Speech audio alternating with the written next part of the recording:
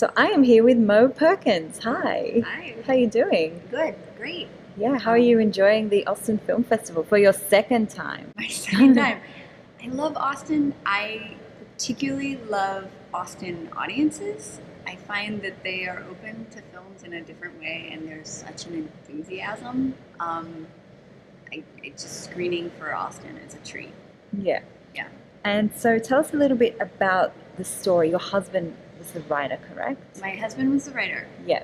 And when did you get involved? Were you involved with the creation of the story with him? Yes. My husband, Hal Haberman, is a writer-director, and he has had several scripts that he wrote that were made into movies. One by Tim Hunter, and then he also co-wrote and co-directed a film called Special, starring Michael Rappaport, that went to Sundance and sold to Magnolia and had its distribution. So he's a filmmaker in his own right, and I've made a feature sold to IFC, and we kind of always knew that we would love to collaborate because we're each other's creative touchstones. And I had just finished a short film and was looking to do something bigger again. We had a baby together. It took me out of the game for a little while. Yeah. And so it just kind of opened up. He didn't have a project, and I was looking to start a project, and we said, well, maybe this is the moment. So we sat down and kind of volleyed ideas and decided to tackle marriage because that made sense, because that's what we were. And it was this interesting time in a lot of our friends' lives where, like, we had been married for 10 years. So a lot of our friends had also been married for 10 years or more. And we looked around and saw that people were kind of either recommitting or reevaluating their At the decisions 10-year mark. at that mark. And so we thought, well, this is interesting. This point in people's lives is interesting, and we're going to try and narrativize it and investigate what that is. Yep. So what's this story about? Okay, so this story is about 4 people who are all in either marriages that don't work or in the process of leaving a marriage that didn't work. And they meet one night and wind up kind of drinking and commiserating and getting up to mischief. And it's funny. But it's about, hopefully it's about more than just being funny. And Because it deals with real issues that people face in marriages. yeah, I mean, the thing that we kept saying while we were prepping to make it was that we wanted grounded characters, a kind of like a grounded grown-up humor. So not slapstick, but people you really felt with and could laugh with. Because as they're they went. connecting to what's actually happening to them. Yeah, and also because some of the subject matter, it's painful to go through a separation or a divorce, or to even an awakening that the person you thought you were going to spend your life with is the wrong person. Wow. So it's painful, and that pain is kind of either really funny or really sad. And for me, that's the same coin. So we played a lot with this movie in flipping that coin. There are moments that are more poignant and kind of sad, and then there are moments, hopefully, where you just laugh. And So I'm getting married in 3 weeks. oh, that's great. No, I'm that's like the fine. death of marriage I want to. woman. So you would have explored the whole topic of marriage for a while. I want some tips. You want tips? Yeah. Well, you know what? I think storytellers gravitate towards things that have a lot of emotional weight, and the decision of who to be with. And there's so much expectation, and there's so much societal kind of construction around what that's supposed to be versus what that actually is in the day-to-day, that I just find it really rich subject matter. Yeah. And I also never think get it's bored of it. Yeah, I think it's important that the individual couples define what that is for themselves rather than Right. try to meet up to expectations Well- that society tells you it should be. I think that's what happens to everybody, but I think it's a journey to get there because you grow up and there's very strong restraints on marriage. Like, we're just figuring out in this country what marriage is, and there's this huge discussion about who can get married and who can't get married. And I mean, I personally think everyone who wants to should be able to get married, but it's interesting that culturally here we are and we haven't even figured that out as a group, or that we're still in process of defining what marriage is. So I got lost. That's But, okay. Another yeah. question popped up that I wanted to ask. Working with your husband, wife Right, team, right. this will really test marriage, I think. What are some benefits and also disadvantages, I guess, and challenges? Okay, yeah. We stayed married, so it was a positive thing, and we want to do it again. So, Oh, great. Yeah, so Yeah. it's a positive thing. The advantage for us, I think, is that we have 10 years is a long time, and we've already worked through a lot, and there's a big trust there. And the things that attract you to a person, I mean, creatively, I'm so attracted to his mind. At the end of the day, it's his brain that is what I'm fully in love with. His heart, his brain, all the things that he pours into his artwork are the things that keep me on a day-to-day basis really drawn to him. And so it just kind of felt natural to put that together. Yeah. I don't think we would have done it in our first year of marriage. I think we had to kind of go through a journey, and now it's really fun and enjoyable. We've always been each other's creative touchstones. If I make something, I show it to him first. If he makes something, he shows it to me first. And it turned out to be the perfect fit that we could make something together. Yeah, that's so great. Yeah.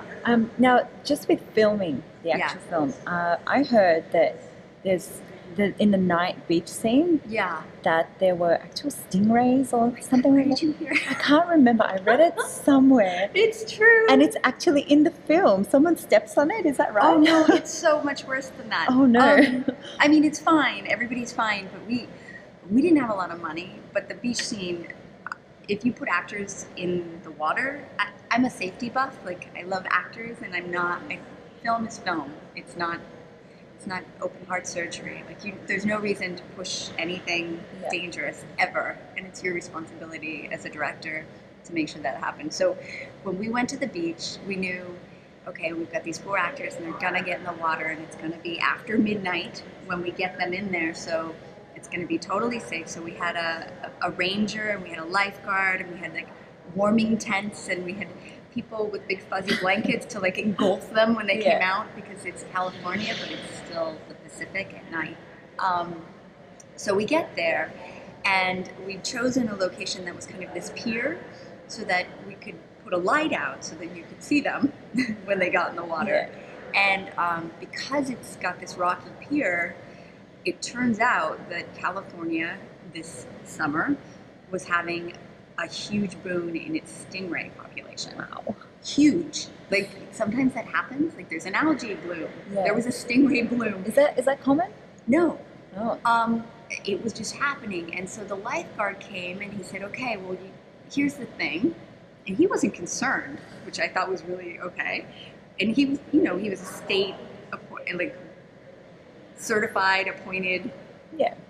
So he wasn't concerned. He said, here's the thing. They like to hang out by the piers because the water is calmer, which is why we wanted to shoot there, because it was safer. So that's the same reason they want to be there. So no problem. It's like running into the woods.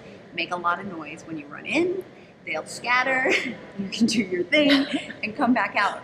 And the actors, I could just see them. They were like,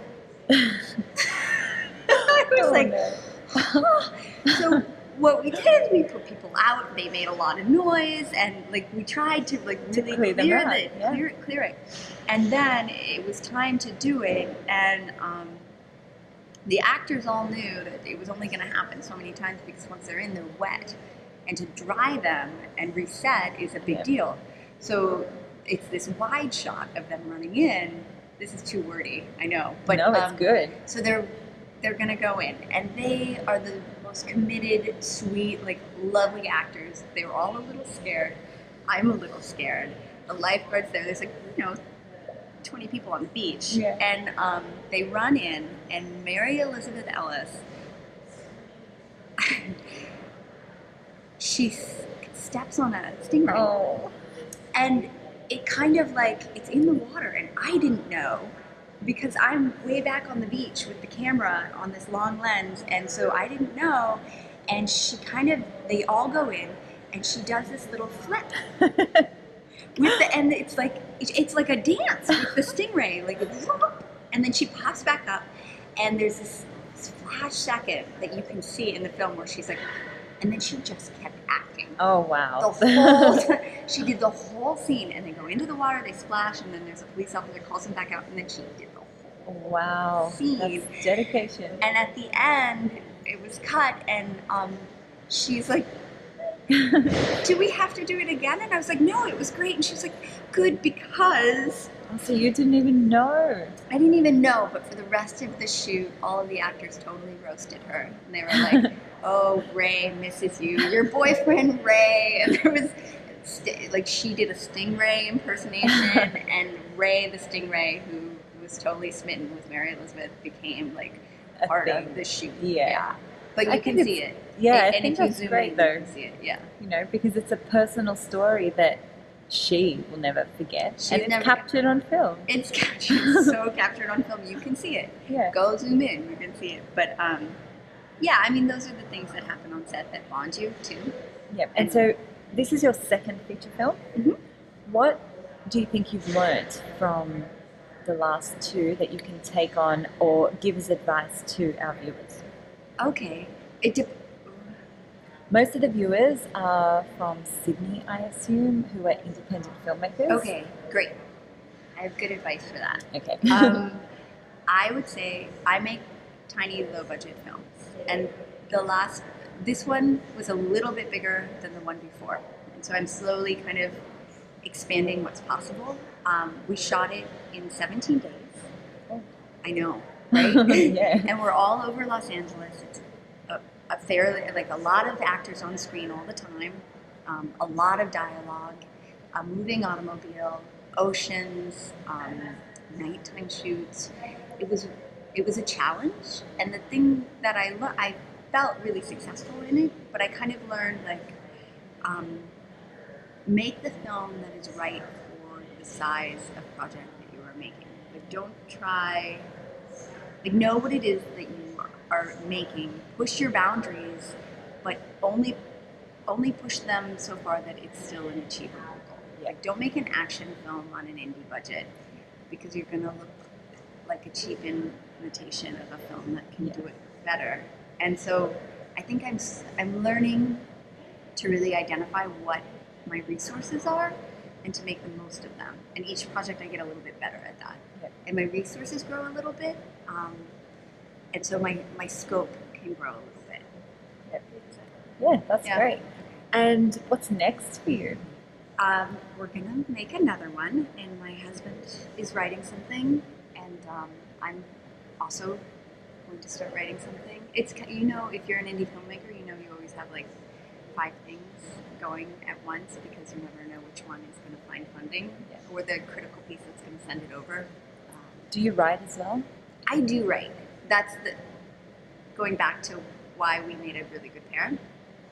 I write, but I only ever find myself writing because I am desperate to direct. Yeah.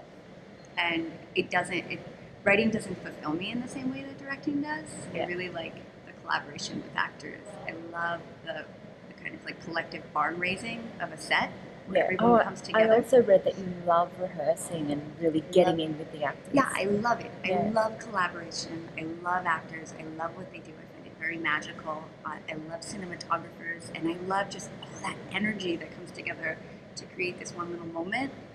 And I find writing kind of lonely. My husband is a shy human being by nature, and talking to people who he doesn't know, and all of that energy it requires a lot out of him, and he doesn't enjoy it. And what he really likes is talking to all the people in his head. Yeah, Putting them on a page. Yes, he's already crowded in there, Yeah. and so we made a really good team because the things that I do well are the opposite to the things that he does well. Yeah. I forget the question, but I hope it was. Yeah, I kind of forget the question. It was like, what are you going to do next? And yeah, and then I cut in with something else. do I write? Yes, yeah. do. I do write. I don't mind writing, but I don't love writing. Okay, well, thank you so Thank you much so for much. speaking with me, and Yeah. good luck for tonight's screening. Thank you. Yeah, and then congratulations on your film too. oh, thank you, Cindy. Yeah.